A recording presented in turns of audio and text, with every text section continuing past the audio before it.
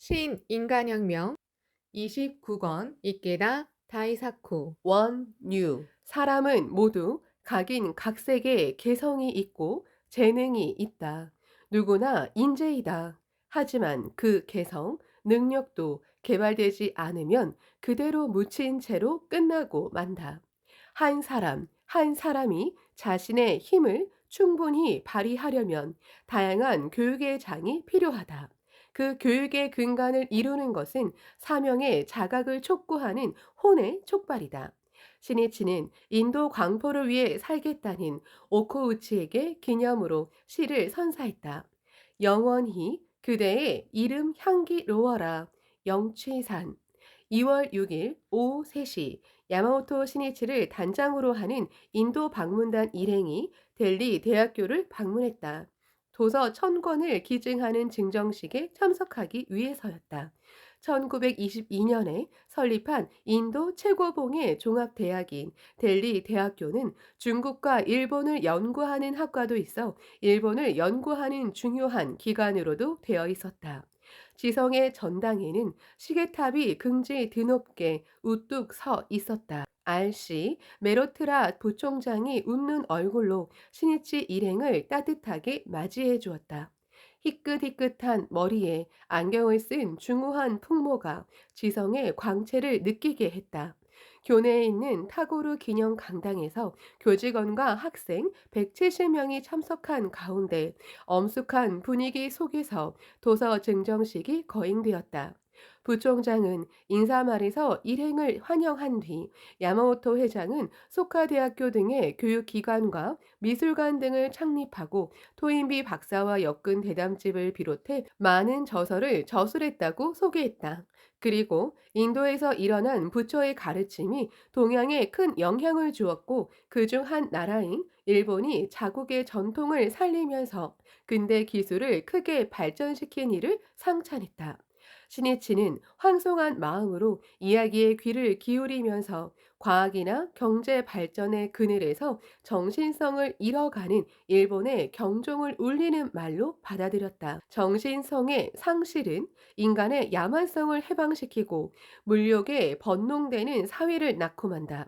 신이치는 정신의 대국인 인도에서 일본이 많이 배워야 한다고 느꼈다.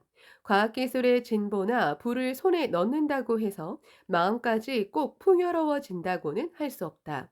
일본인은 풍족함, 편리함, 쾌적함을 손에 넣은 대신 오히려 마음은 가난해졌다고 해도 과언이 아니다. 과학기술과 경제가 발전함에 따라 가족애나 우정, 타인을 생각하는 마음도 과연 커졌는가? 환희나 감사, 만족감, 충실감이 마음을 가득 채우고 있는가? 길 가는 사람들 중에 웃는 얼굴을 한 사람은 얼마나 되는가? 인간의 행복은 풍요로운 정신의 토양에서 꽃피운다. 마음을 일구어야 행복의 화원은 넓혀진다. 신이치는 메로트라 부총장의 인사를 들으면서 생각했다.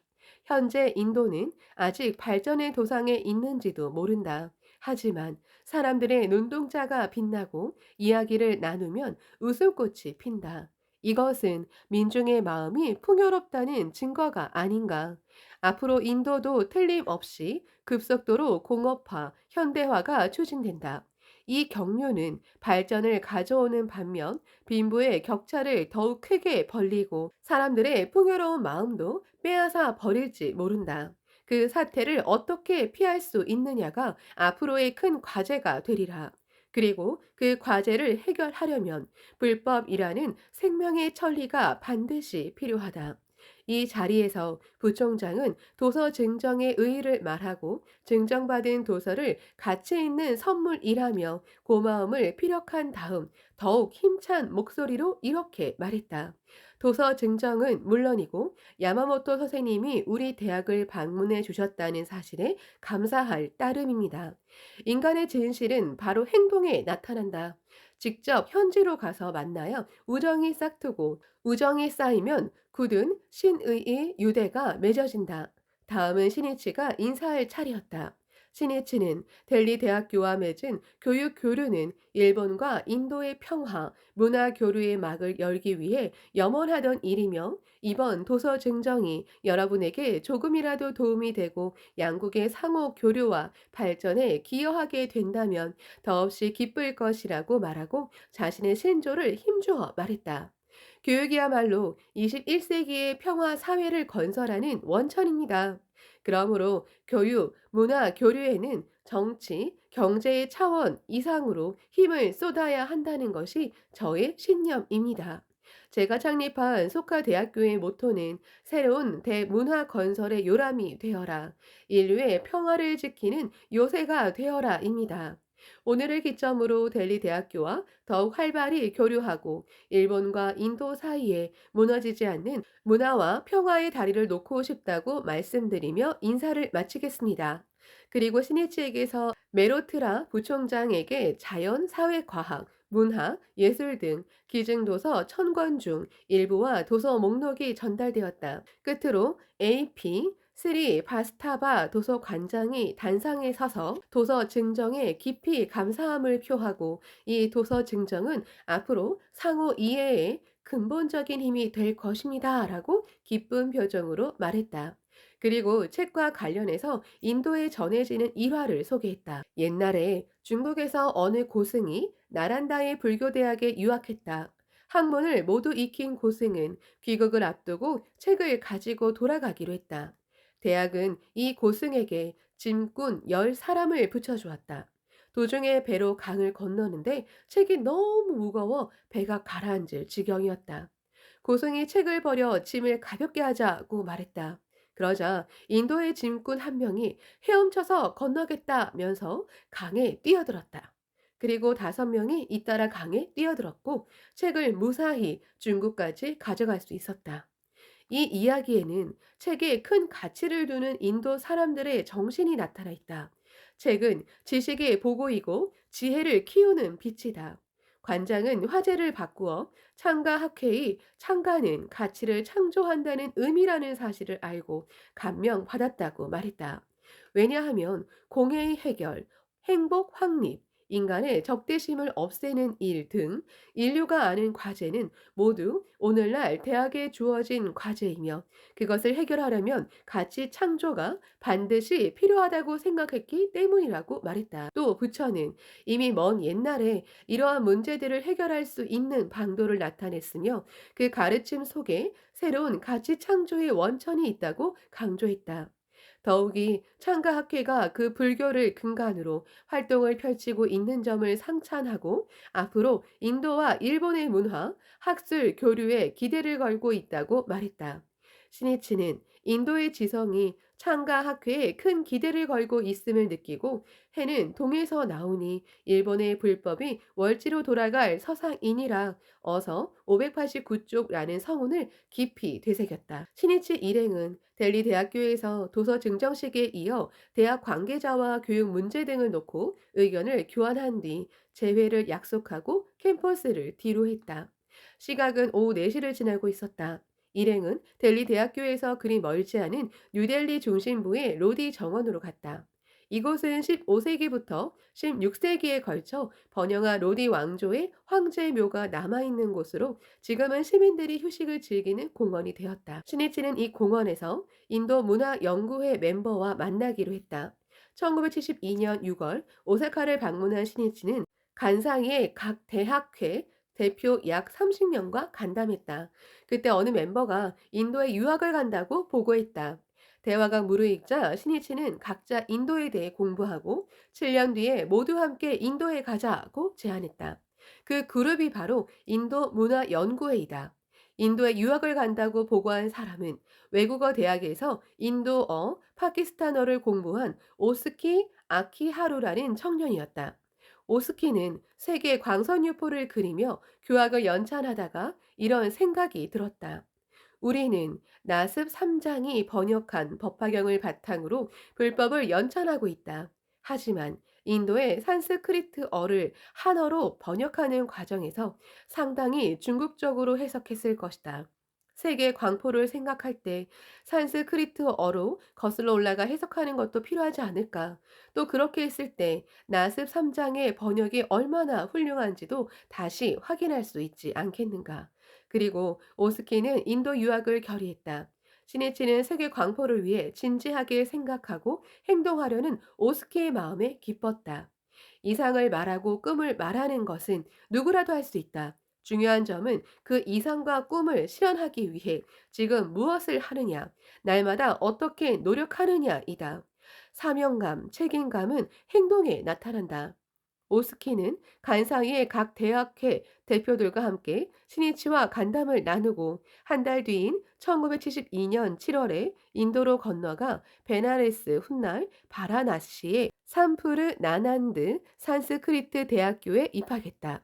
2년 뒤에 귀국해 무역회사에서 2년 정도 일하다가 1976년 3월 다시 인도에 유학을 가 붐베이 대학교 훗날 뭄바이 대학교 대학원에서 공부하고 있었다. 오스키는 7년 뒤에 모두 함께 인도에 가자고 시니치와 약속한 그날을 인도의 대학원생으로서 맞이하게 되었다. 1979년 2월 4일 인도 문화연구회 멤버들은 뉴델리에 도착했다.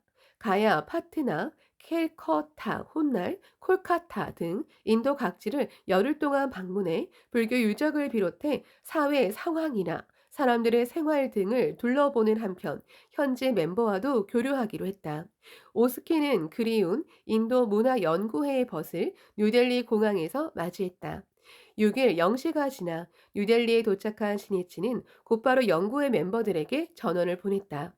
내일 나는 델리 대학교를 방문할 예정이니 그 뒤에 만납시다. 그때를 기대하겠습니다. 그리고 이 로디 정원에서 멤버들과 재회했다. 선생님, 안녕하십니까? 청년들의 우렁찬 목소리가 울렸다. 이야, 모두들 잘 지냈습니까? 마침내 약속을 지켰군요. 목표로 했던 인도에 모였으니 모두 함께 기념 촬영을 합시다. 신이치와 함께 사진을 찍었다. 그러고 나서 오스키의 안내로 공원을 산책했다. 신이치는 광선유포의 결의에 불타는 청년들이 지금 인도의 땅에 모인 모습을 도다 선생님이 보신다면 얼마나 기뻐하시겠는가 하고 생각했다. 스승에게서 제자에게로 그리고 또 제자에게로 세계 광포는 그 서원과 행동에 계승이 있어야 비로소 가능해진다. 공원을 산책하고 있자니 몇몇 소년들이 조금 떨어진 곳에서 신기한 듯이 일행을 바라보고 있었다. 신이치가 소년들을 손짓으로 불러 함께 사진을 찍자고 말했다. 오스키가 힌디어로 통역했다. 부끄러워하는 소년도 있고 환성을 올리는 소년도 있었다. 함께 사진을 찍었다.